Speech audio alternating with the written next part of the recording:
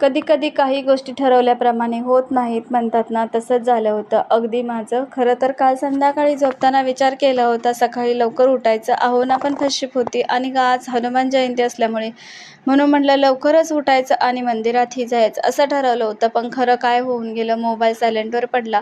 त्यामुळे गजरही वाजला नाही आणि उठण्यासाठी खरं तर तासभर लेटच झालं. त्याच्यामुळे सगळ्या कामाचं नियोजन बदलून गेलं.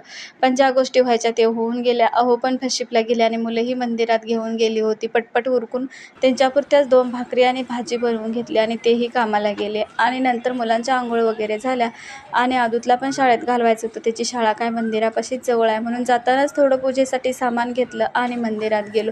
मंदिरात गेल्यानंतर दोघांनी मस्त दर्शन घेतलं, नमस्कार केला, हार वगैरे देवाला अर्पण केला आणि तिथून तसंच आदूतला शाळेत सोडलं. आणि येत असताना हे तलाव होतं, ह्या तलावापाशी बाळाचं चाललं होतं मस्त निरीक्षण करायचं.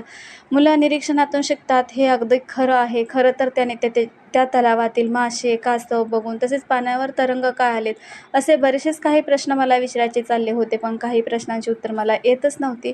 असो जाऊ द्या, आम्ही तिथून घरी आलो. आल्यानंतर बाकीची कामं करून घेतली आणि आज खरं तर कडक ऊनच नव्हतं, आज नुसतं आभाळ आलं होतं. मग चला बाय बाय, भेटू पुढल्या